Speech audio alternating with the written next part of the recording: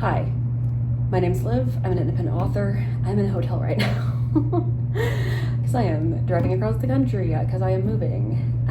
But today is one of my less driving days, and I hung out with my friend Christy, who, if y'all have been on this channel since like forever, like when I first made it, you know who Christy is, and we haven't seen each other since 2021.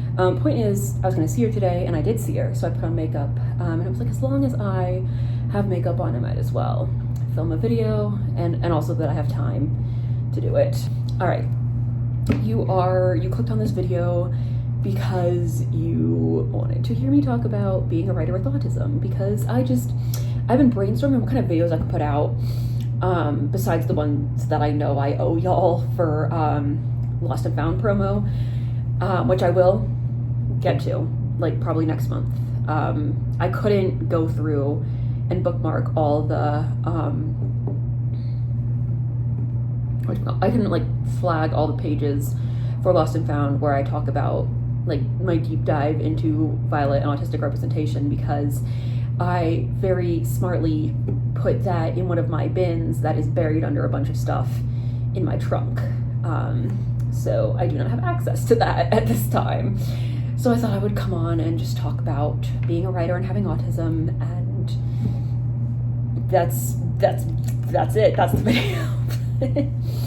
All right, so one of the things that I love about writing as an autistic author is that I get to explore situations. I get to explore different social situations with no actual risk. Like, I can explore several different versions of how interactions could possibly go without actually doing those interactions, and heaven forbid they go wrong. But I remember when I was in high school, I would constantly like just see pictures of the more socially competent people in my class just hanging out with their friends, going to dances, doing photo shoots, like the quintessential 2010s like random photo shoot Facebook album with song lyrics. And I would see people doing all that, and I would write about characters who did those things because I would wonder what it would be like to do them. And that, now that I've said I understand that like the way I'm saying it sounds like, I didn't have a social life in high school, and so instead I wrote about what it might have been like to have one. But like, listen, I had friends in high school. We just didn't really do those kinds of things. Like, we played video games together, and sometimes we would go to the movies, sometimes we'd walk around the mall. But like, and I loved my friends. Like, we were our own vibe. But sometimes I would just wonder what it would have been like to do the things that I saw everybody else doing. And so, since I was perfectly happy with my friends, I instead wrote about situations like that. And then sometimes, now, if you knew me in high school, you knew I could never keep a crush a secret. Like, genuinely, there was one guy that, like, back when I thought I liked guys, there was one guy that I started to think to myself at the end of lunch, maybe I have a crush on him. Didn't say anything out loud to anybody, didn't look at him in class that day, because I had a class with him right after lunch. A girl tapped me on the shoulder after class and asked me if I had a crush on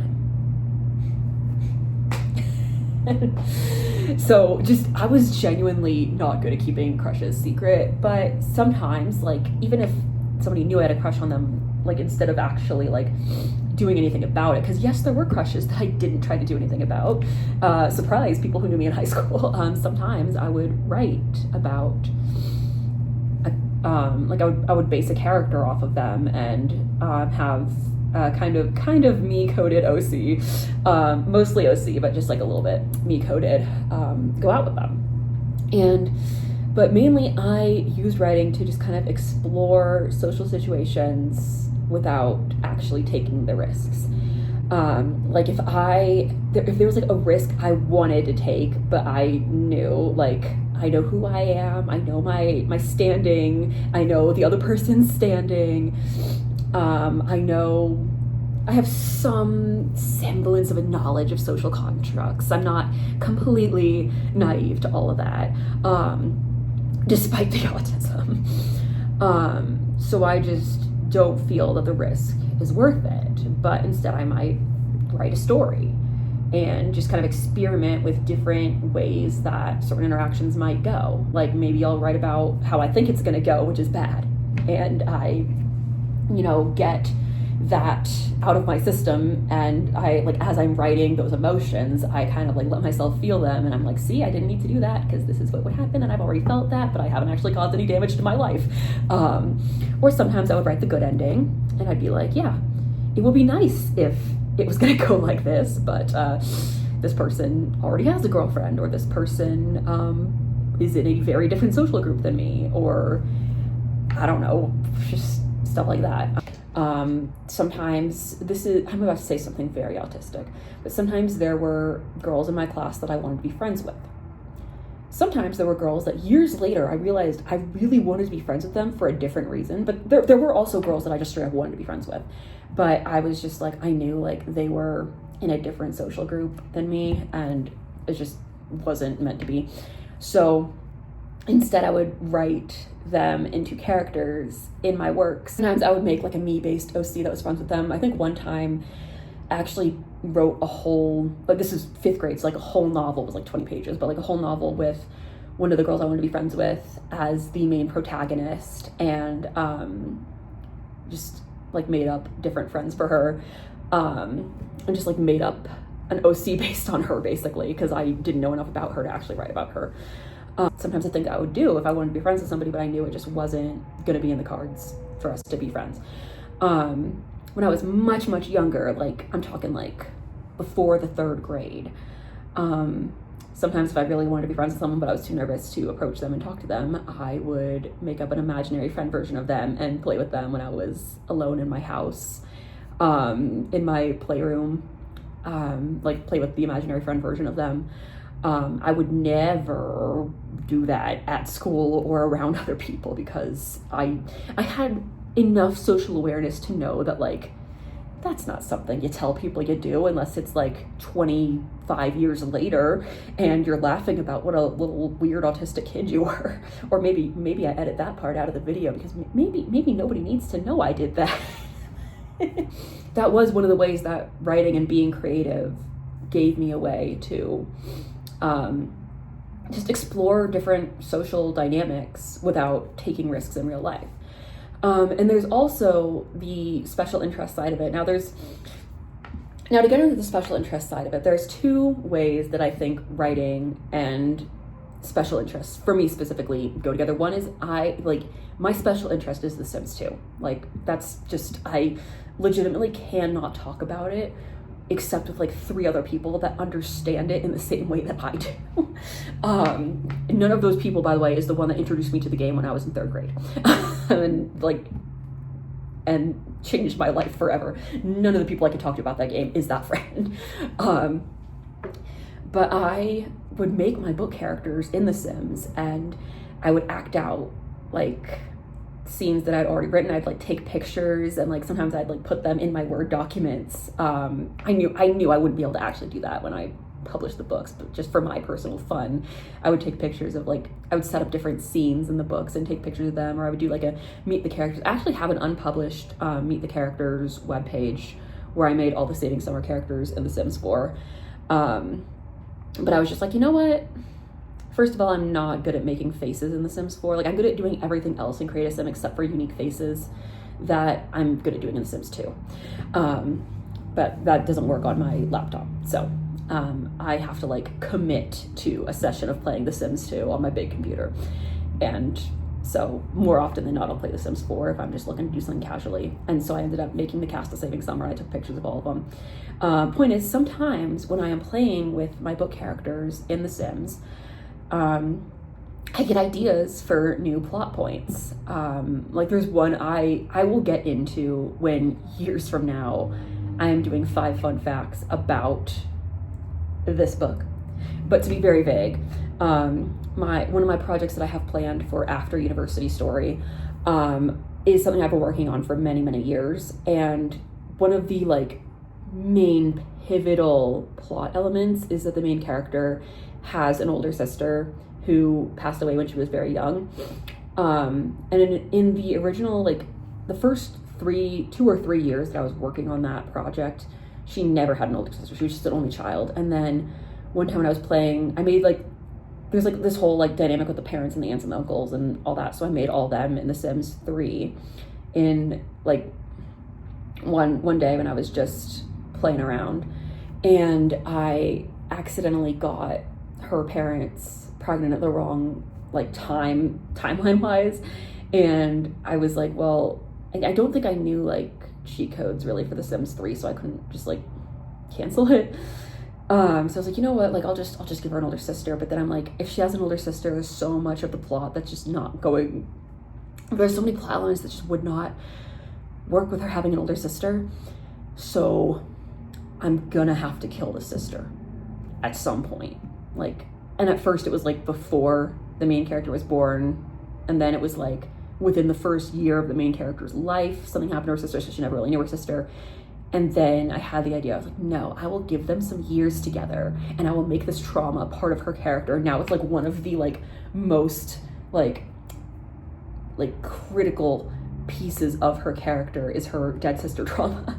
And like the way that completely reworked the whole series and just like made it into something that I'm a lot more proud of than the original draft that I had outlined all those years ago. That's as much as I'm going to say about that, because again, that is like after University Story. Like probably after whatever the thing I do after University Story is, because I have 2 ideas of what I want to do next, and it's probably, that one's probably going to be after the other one. But anyway, the other way that my special interests and writing really like, I mean, the other way that I think special interests affect my writing is that sometimes my own book will become a special interest, and I will hyper fixate the hell out of that book. Like I will go 3 months without typing a single word for that book, and then a song will come on the radio and I'll be like, this would be so good for a scene in this book, and then I will write like 50,000 words in 3 days. There's no in between. Either I don't touch it for 3 months or I write 50,000 words in 3 days. I mean, there is an in between, but like there's, I won't say there's no in between, but like there's rarely an in between. And because I have such a because I sometimes develop a special interest in my own books, I am a stickler for continuity. And you know how like they say like TV shows and book series should get one really dedicated fan to just let them know if they're making a continuity error, because so many shows just make so many careless continuity errors, and like the OG fans will be like, no. Like what comes to mind is this episode of That 70s Show where it's the one where Jackie's father goes to prison and Hyde can't figure out what to say to her, and so Eric and Donna are like, well, you know, when Donna's mom left, this is how I comforted her by giving her space. And she's like, I didn't want space, I wanted you with me. Meanwhile, when that happened in the show, first of all, they were broken up. Second of all, he did not give her space. They rebound hooked up twice. So like that's like one of the most painful continuity errors in the show for me personally, and that's like that was my favorite show of all time for several years of my childhood. But the point is, you know how like there's always that joke that's like TV shows and movies and books should get one dedicated fan to just let the writers know, hey, you're about to make a continuity error. I don't need that, because I hyperfixate so much on my own work. That and continuity errors just piss me off on like a whole entire level that's like beyond words. Like I cannot stand continuity errors. Like I think I've talked about that in my writing pet peeves video, but I'm like, I wouldn't need to hire an outside fan, because I learn my own writing frontwards, backwards, and sideways. That's why it takes me so many years to finish things. And you know, like you will not catch me making a continuity error. And if you ever do, there should be like some kind of like cash prize for that. I don't know. That is kind of all I have to say about that. I didn't make notes for this video. I'm also recording it on my phone because I did bring my camera on the trip with me and I did charge it. I just don't feel like getting it out of my bag. So recording on my phone is a lot easier to set up here. And it's a lot easier for me to just transfer the file straight to my computer without like putting in the card and then it's just airdrop it. It's fine. All right. Well, that's kind of all I have to say about that. I know this video is kind of scattered, but I haven't put out a writing related video in a little bit, and I know at some point this month I'm gonna upload, like, me and Cal made some moving vlogs when we were packing up my apartment, and then I was trying to vlog this road trip, but then like realized I kind of only filmed when I was trying new food somewhere. So that's gonna be more like eat food with me like we're on FaceTime or something like that. But those are the videos that I know will be going up later this month, and so I wanted to put out a writing related video because I haven't done one of those in a while. And then next month you will probably get the autistic representation in Lost and Found deep dive. And honestly, I've been thinking about, because I have a playlist for Saving Summer, like a Spotify playlist that I just never talked about. But I talked about the Lost and Found playlist, and sometimes a song will come on from the Saving Summer playlist on my drive, and I'll be like, you know what, maybe I should talk about that playlist. So I've been thinking about just dropping that anyway, even though it's been so long since that book came out. But anyway, thank you for watching. Have a wonderful rest of your day, and I will see y'all next time for a video. Bye.